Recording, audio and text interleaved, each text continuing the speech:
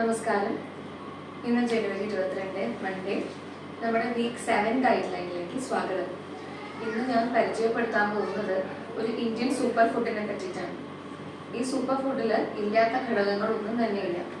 ഒരു പ്രോബയോട്ടിക് ആണ്, amino acid rich ആണ്, ആൻറ്റി ഓക്സിഡൻറ്റ് റിച്ച് ആണ്. ഇത് ഉപയോഗിച്ച് കഴിഞ്ഞിട്ടുണ്ടെങ്കിൽ നിങ്ങളുടെ ഗട്ട് ഹെൽത്ത് വളരെ നന്നാവുകയും ഡീഹൈഡ്രേഷൻ കുറയുകയും നിങ്ങളുടെ വെയിറ്റ് കുറയ്ക്കാനായിട്ട് സഹായിക്കുകയും നിങ്ങളുടെ സ്കിൻ അഥവാ സ്കിൻ മാത്രമല്ല നിങ്ങളുടെ ഹെയർ ഗ്രോത്ത് ഒക്കെ പ്രൊമോട്ട് ചെയ്യുകയും ഇമ്മ്യൂണിറ്റി ഇംപ്രൂവ് ചെയ്യുകയും ചെയ്യുന്ന ഒരൊറ്റ ഇന്ത്യൻ സൂപ്പർ ഫുഡ്.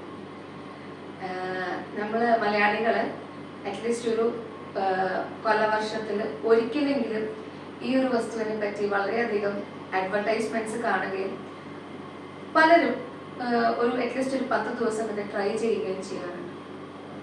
എന്തായിരിക്കും ഈ സൂപ്പർ ഫുഡ്? മറ്റൊന്നുമല്ല, നമ്മുടെ കഞ്ഞി.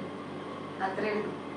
നിങ്ങൾ സ്കിൻ കെയർ റുട്ടീൻസ് ഫോളോ ചെയ്യുന്നവരാണെങ്കിൽ ഏറ്റവും അധികം ചർച്ച ചെയ്യപ്പെടുന്ന ഒന്നാണ് rice water for skin care അല്ലെങ്കിൽ ഹെയർ കെയർ എന്നുള്ളത്. ഇതൊക്കെ നമ്മുടെ കഞ്ഞിയിലുള്ള കാര്യങ്ങൾ തന്നെയാണ്. എങ്ങനെയാണ് കഞ്ഞി കുടിക്കേണ്ടതെന്ന് മലയാളികളെ ആരും പറഞ്ഞു കൊടുക്കേണ്ട ആവശ്യമില്ല. എല്ലാവരും ചെറുപ്പത്തിൽ ഇപ്പോഴും ഉപയോഗിക്കുന്ന ഒരു സാധനമാണ്. പലപ്പോഴും അത് ഒരു പനി വരേണ്ടി വരും എന്ന് മാത്രം. ഈ സൂപ്പർ ഫുഡ് നമുക്ക് എല്ലാ ദിവസവും രാത്രി കഴിക്കാവുന്നതാണ്.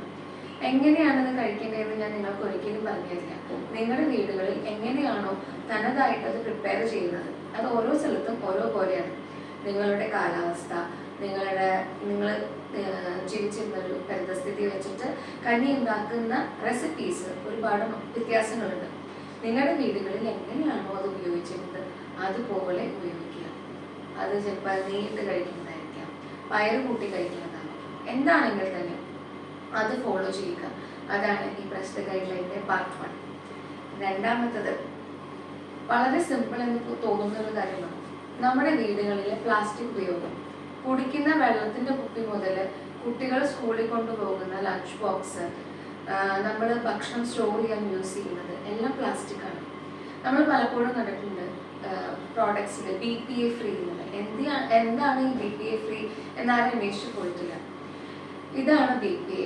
അതായത് പ്ലാസ്റ്റിക് കണ്ടെയ്നേഴ്സിൽ ഈസ്ട്രജൻ പോലുള്ള ഈസ്ട്രജനോട് വളരെയധികം സാമ്യമുള്ള പദാർത്ഥങ്ങൾ റിലീസ് ആവുകയും അത് നമ്മുടെ ബോഡിയിൽ എൻ്റർ ചെയ്യുകയും ചെയ്യും.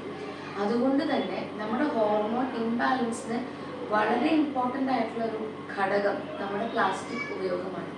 അതായത് നമ്മൾ ഉപയോഗിക്കുന്ന പ്ലാസ്റ്റിക്കിൽ വരുന്ന ഈസ്ട്രജൻ നമ്മുടെ ഹോർമോണുകളായ ഈസ്ട്രജൻ, പ്രൊജസ്ട്രോൺ, ആണുങ്ങളിൽ അവരുടെ സെക്സ് ഹോർമോൺസ്, തൈറോയിഡിൻ്റെ ബാലൻസിനെ വരെ തെറ്റിക്കാൻ ഈ പ്ലാസ്റ്റിക് കൊണ്ട് പറ്റുമെന്നുള്ളതാണ്. ഇനി എന്താണ് ചെയ്യേണ്ടത്? പ്ലാസ്റ്റിക്കിന് പകരം നമുക്ക് പണ്ട് യൂസ് ചെയ്യുന്ന സാധനങ്ങൾ, അതായത് നമ്മുടെ ചീനച്ചട്ടി, പിന്നെ ഗ്ലാസ് ബോട്ടിൽസ്. നിങ്ങൾ മൈക്രോവേവ് യൂസ് ചെയ്യുന്നവരാണെങ്കിൽ പ്ലാസ്റ്റിക് കണ്ടെയ്നേഴ്സിൽ ഹീറ്റ് ചെയ്യാണ്ട് ഗ്ലാസ്സിലും സെറാമിക്കിലും അത് റീഹീറ്റ് ചെയ്യാം. പിന്നെ ചെയ്യാവുന്നത്, പിന്നെ ഒരു സജഷൻ എന്ന് പറയുന്നത്, നിങ്ങൾ ഭക്ഷണം കുറേ ദിവസത്തേക്ക് ഒരുമിച്ച് ഉണ്ടാക്കി വെക്കുന്നവരാണെങ്കിൽ അത് റീഹീറ്റ് ചെയ്യുമ്പോൾ നിങ്ങൾക്ക് ആവശ്യമുള്ള എമൗണ്ട് മാത്രം എടുത്ത് റീഹീറ്റ് ചെയ്ത് യൂസ് ചെയ്യണം. മുഴുവനായിട്ട് ചൂടാക്കി അത് പിന്നെയും ഫ്രിഡ്ജിൽ വെച്ച് പിന്നെയും തിരിച്ചെടുത്ത് പിന്നെയും ഫുള്ളായിട്ട് റീഹീറ്റ് ചെയ്യുന്ന പ്രവണത ഒഴിവാക്കുക. അല്ല, ഏറ്റവും നല്ലത് ദിവസവും കഴിക്കുന്ന ആഹാരം അന്നന്ന് ഉണ്ടാക്കുന്നത് തന്നെയാണ്. നമുക്കൊക്കെ തിരിച്ചു കൊണ്ടുവരുന്നതിൻ്റെ കൂടെ തന്നെ നമ്മൾ ഒഴിവാക്കേണ്ട ഒരു സാധനമുണ്ട്, അലുമിനിയം പാത്രങ്ങൾ. അത് നമ്മുടെ നാട്ടിൽ വലിയൊരു ചർച്ചയ്ക്ക് വരെ വഴിവെച്ചതാണ്. എന്താണ് അലുമിനിയം പാത്രങ്ങൾ ഉപയോഗിച്ചുകൊണ്ടുള്ള ദൂഷ്യങ്ങൾ? അത് ആർക്കും തന്നെ ക്ലിയർ ആയിട്ട് നിർവചിക്കാൻ കഴിഞ്ഞില്ലെങ്കിലും ഇപ്പോഴും ചർച്ചകൾക്കും സയന്റിഫിക് റിസർച്ചുകൾക്കും ഭാഗമാണത്. അതായത് നമ്മൾ ലോങ് ടേമിൽ അലുമിനിയം പാത്രങ്ങൾ ഉപയോഗിക്കുമ്പോൾ ഈ അലുമിനിയം നമ്മുടെ ശരീരത്തിൽ കടക്കുകയും നമ്മുടെ ബോഡിയിൽ സിങ്ക് എന്ന് പറയുന്ന ഒരു മൈക്രോ ന്യൂട്രിയൻ്റ് ഉണ്ട്. ഈ മൈക്രോ ന്യൂട്രിയൻ്റ് എന്താ ചെയ്യുന്നത് കൂടി ഞാൻ പറഞ്ഞുതരാം.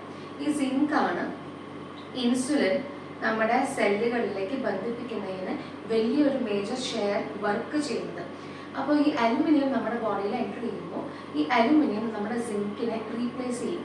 അപ്പോൾ നിങ്ങൾ ഭക്ഷണത്തിൽ നിന്ന് സിങ്ക് എത്ര തന്നെ നിങ്ങളുടെ ബോഡിയിൽ ഉണ്ടെങ്കിലും ഈ അലൂമിനിയം ഈ സിങ്കിനെ റീപ്ലേസ് ചെയ്യും. നമ്മുടെ കെമിസ്ട്രിയിൽ നമ്മൾ പണ്ട് പഠിച്ചിട്ടുണ്ട് ആനോഡ് കാത്തോഡ് റിയാക്ഷനിൽ.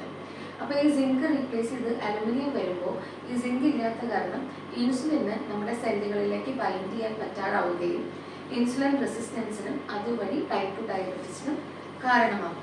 അപ്പോൾ അലുമിനിയം ഫോയിൽ, അലുമിനിയം പാത്രങ്ങൾ കഴിവതും ഒഴിവാക്കുക. ഇനി വരാനുള്ളത് നമ്മുടെ എക്സസൈസിൻ്റെയാണ്. അത് ഇതിൻ്റെ കൂടെ പോസ്റ്റ് ചെയ്യുന്നതാണ്.